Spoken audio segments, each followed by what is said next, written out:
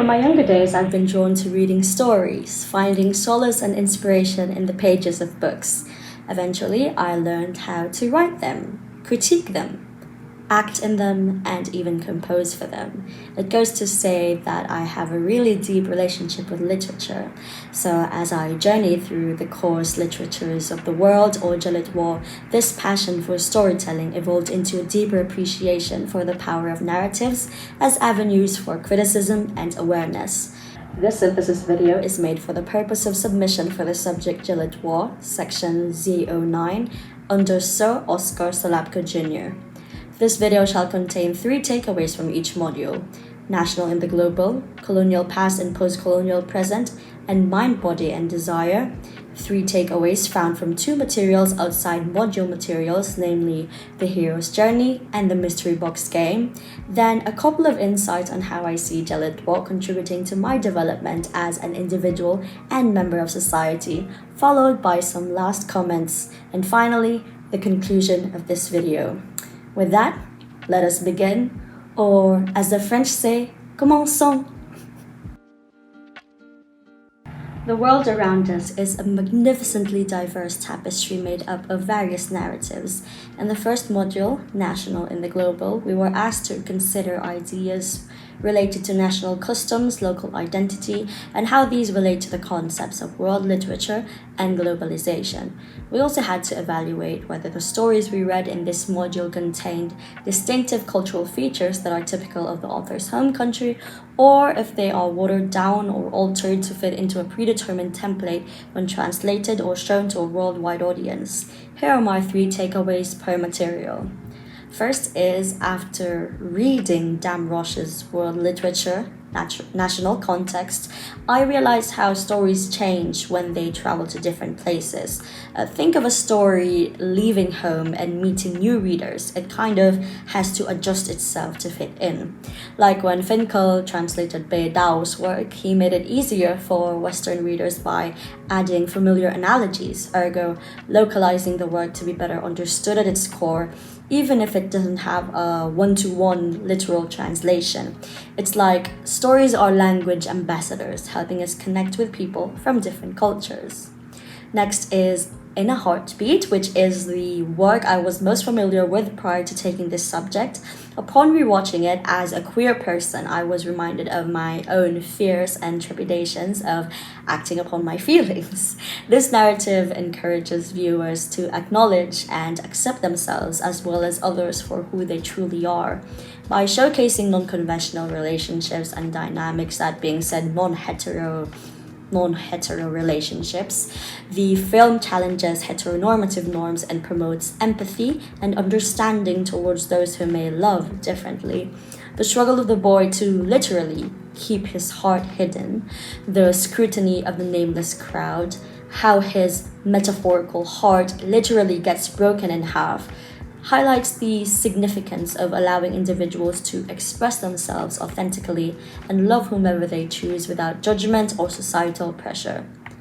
Lastly, Shirley Jackson's The Lottery is probably my favorite work out of all the materials discussed for this module. Upon reading it for the first time and finding it beyond marvelous, I understood its criticism of obedience and traditions and their places in society. During our synchronous discussions, several of my classmates were called upon and asked if they had any odd traditions. Filipino superstitions such as not singing in front of food and calling out tabi-tabi po when passing a mound or suspiciously untouched by humans area fit the bill. The story, which ended in, I don't know if it counts as tragedy, but ends in death that was expected, even looked forward to, that made me reevaluate myself. Which of my decisions do I make based on logic, facts, my own decision making, and which are done just to fulfill tradition, or which are done because I modeled myself after what is expected of me as somebody living in this society.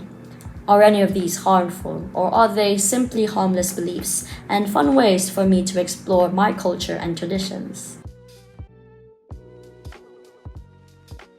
Now, this concludes the module concerning national in the global. Moving on to the next one, colonial past and post-colonial present, we were tasked to focus on several narratives and academic videos about the experiences of countries and the people within who have been colonized and the narratives sprouted from the resulting experiences. First is in viewing Atomi's post-colonial ways of reading, it was re-emphasized to me the importance of challenging Western perspectives and understanding the impacts of colonization and imperialism in the stories we read and the movies we watch. Who indeed decided that their perspective is the main or canonical one? Of course, it's them. Post-colonial critics examine literature from former colonies to give voice to marginalized experience and challenge these traditional narratives. They highlight the importance of cultural diversity, not just the importance, but the reality of cultural diversity, celebrate multiculturalism, and emphasize the importance of understanding marginalized perspectives. By applying post-colonial theory, readers gain new insights into canonical texts and engage in broader conversations about power, race, and identity. Now, moving on to a very similar video, watching filler notes and intro to post-colonial theory only strengthened my already strong disdain for two prominent Western perspectives in literature, media analysis, and, of course, media itself.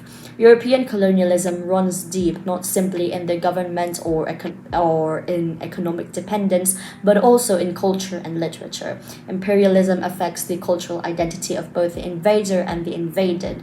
The video goes into the ramifications of European colonialism and how this ended up perpetuating stereotypes in literature by advancing the othering of different peoples, and again, it strengthened my resolve in thinking critically about the media that I consume.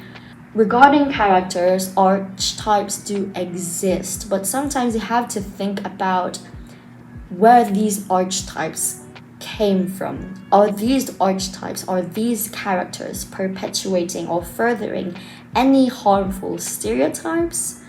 Could you consider stereotypes harmful or not? In any case, I just found it good to, from now on, be more critical about the things that I am seeing. Moving on, and lastly for the module, The Danger of the Single Story by Chimamanda Adichie is a talk I was already familiar with prior to this course. Watching it the first time made me realize the truth of her words, that indeed a single story, a narrow narrative, is barely representative of the reality of a certain people, of certain cultures. It oversimplifies complexities and could perpetuate, like what was mentioned earlier, misgivings and stereotypes. It made me think more critically and furthered my resolve in taking care not to just believe in the first or only story that I am presented when it comes to cultures, when it comes to real people and real events, but to also listen, to look out for more, and broaden my perspective and empathy by being more open to diverse stories.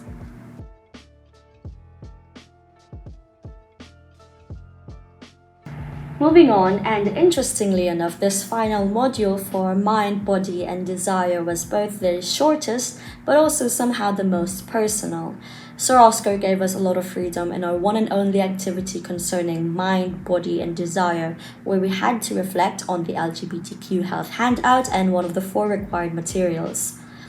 Now, first is being a queer, trans, non-binary person myself. This handout made me realize how far indeed we've come in regards to LGBTQIA rights and positive acknowledgement and acceptance, especially in the medical field.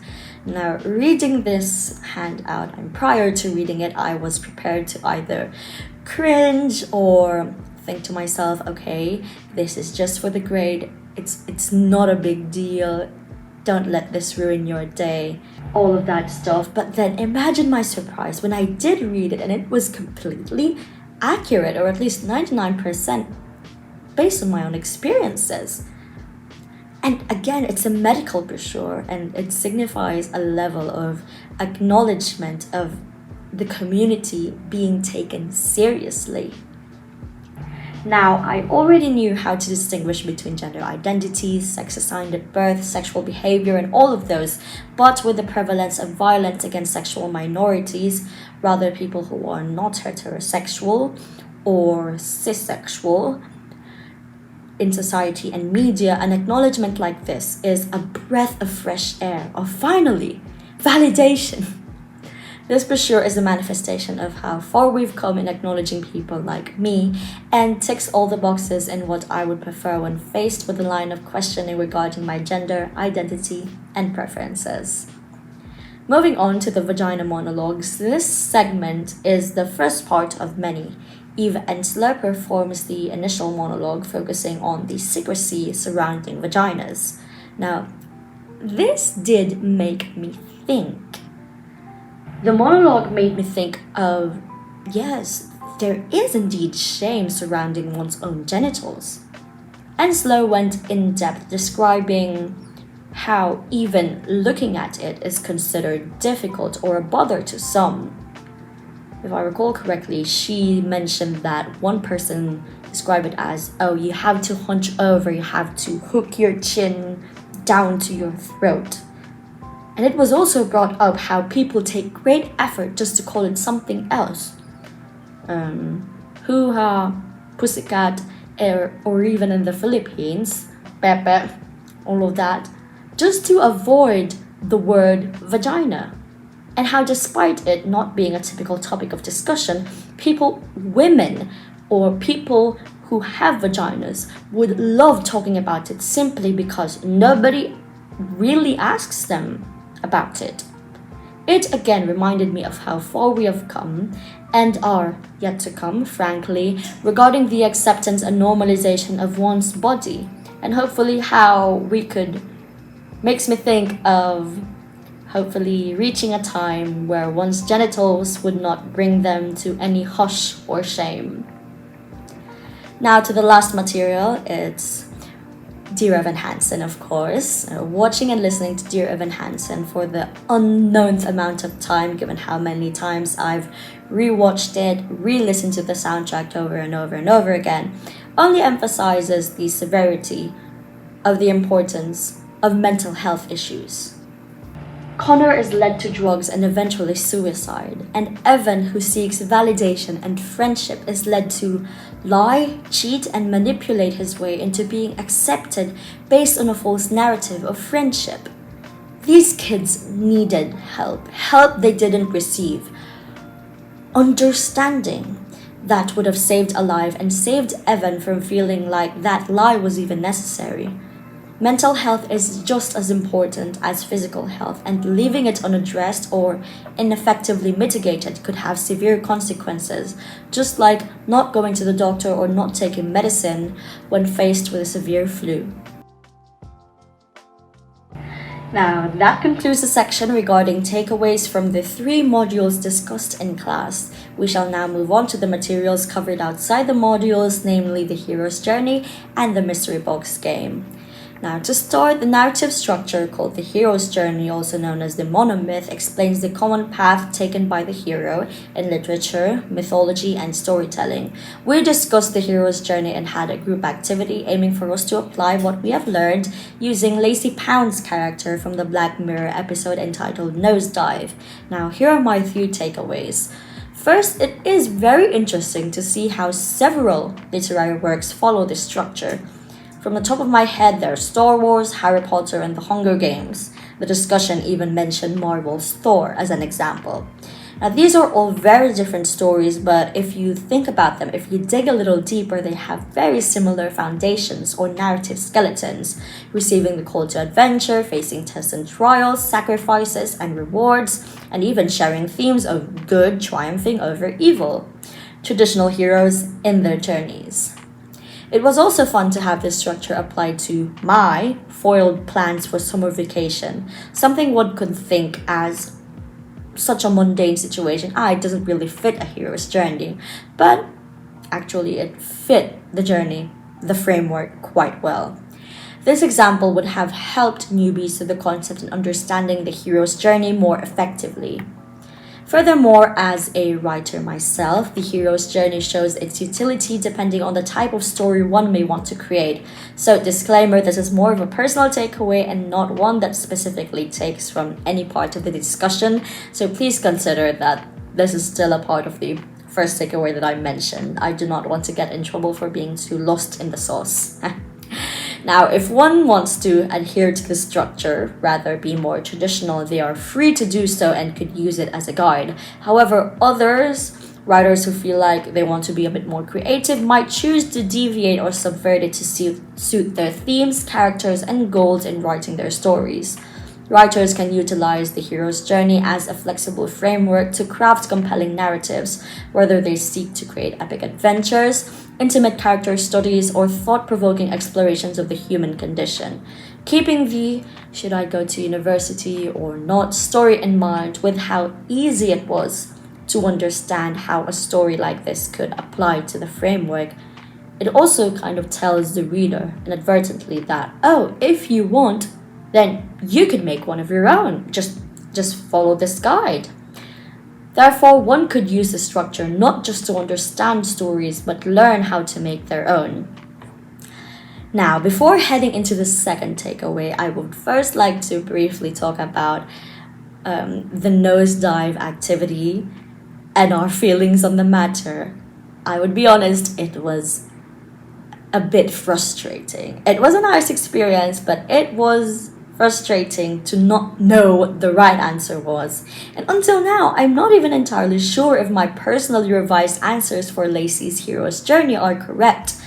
But again, even with this, the activity was lovely, and it made me understand how the structure could still apply to a story where you wouldn't expect it to apply. Because Lacey isn't your traditional hero. In fact, the story essentially seems to be the opposite.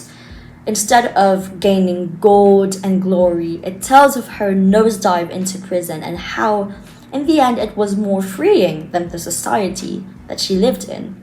It didn't have the traditional hero's rewards that you'd see in fiction, like you'd become king and queen of the world, you discover this magical destiny.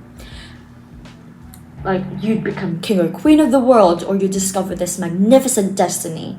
No, she had a different reward, freedom, and took herself out of the special world she lived in, plus a nice-looking potential love interest right there at the end. Now, at the time, again, it was frustrating, especially as the activity coincided with my flights related to my study abroad, but after a little bit of reflection, I do appreciate it a little bit more.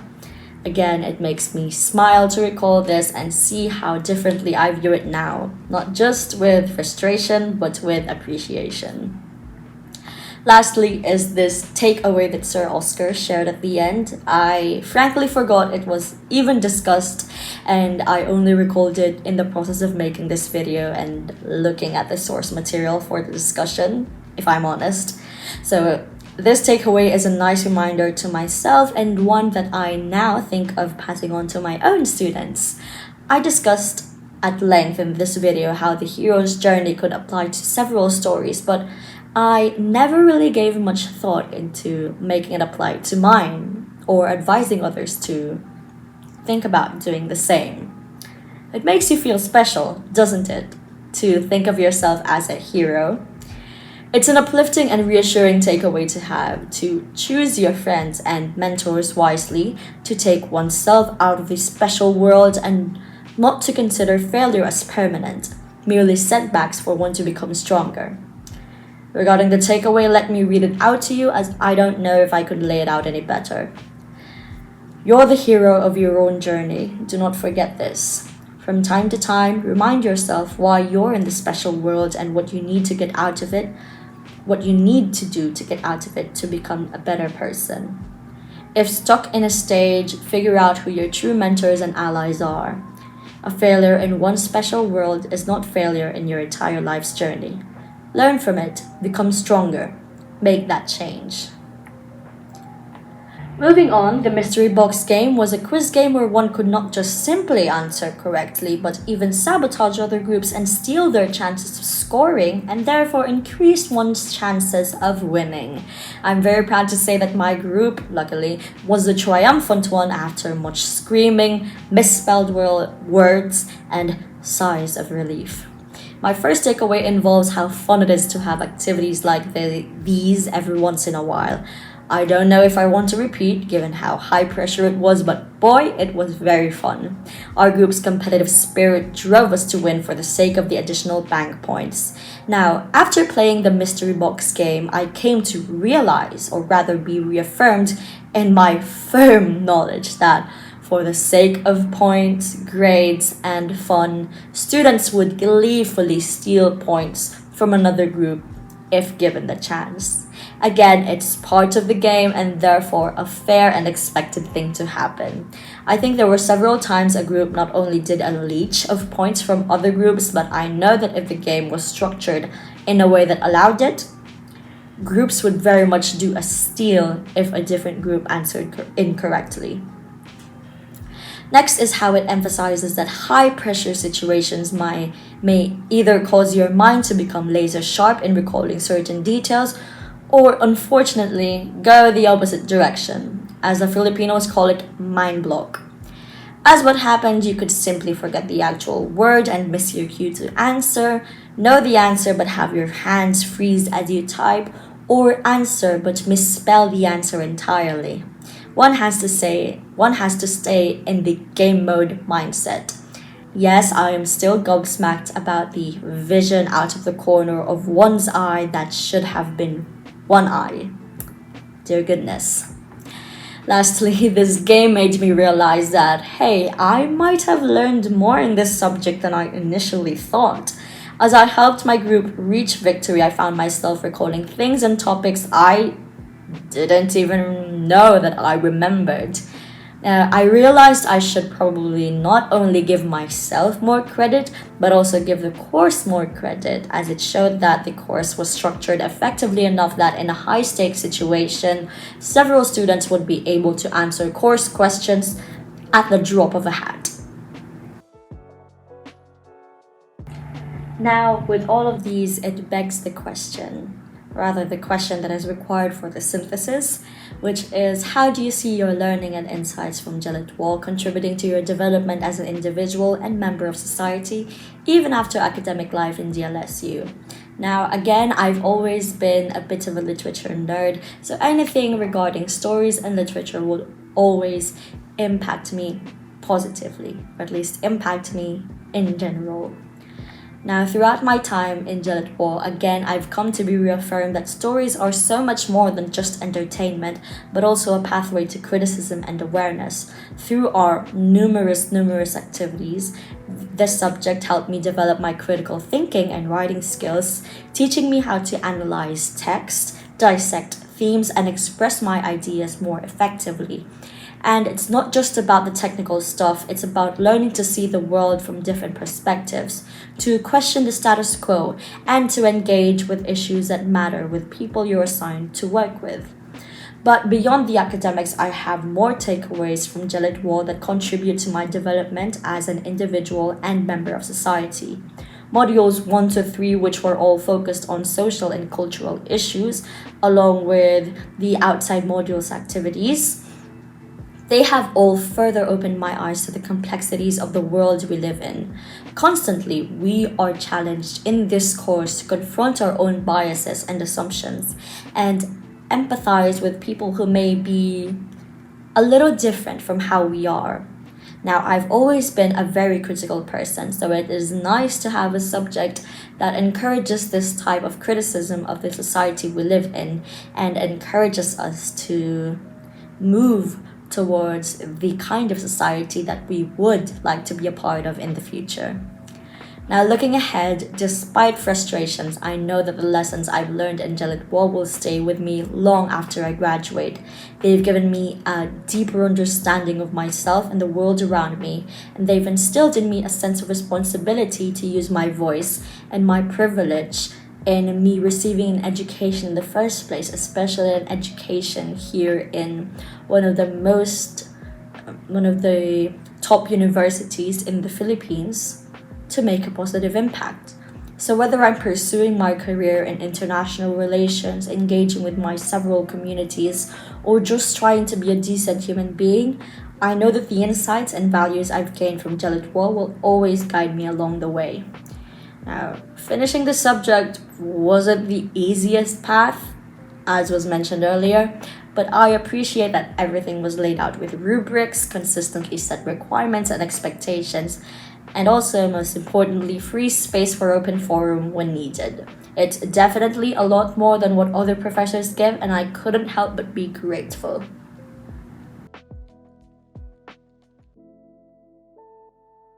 To conclude, as I reflect on my journey taking Gelitwo, I am reminded of my lifelong affinity for storytelling and the profound impact it had on my life. Through my exploration of literature, both as a reader, critique, and creator, I have developed a deeper appreciation for the power of narratives as tools for criticism and awareness. This video encapsulated 3 key takeaways from each module, along with insights drawn from other materials such as involving the hero's journey and the mystery box game. Furthermore, I have shared reflections on how my experiences in Gelitwo contribute to my personal growth and societal engagement.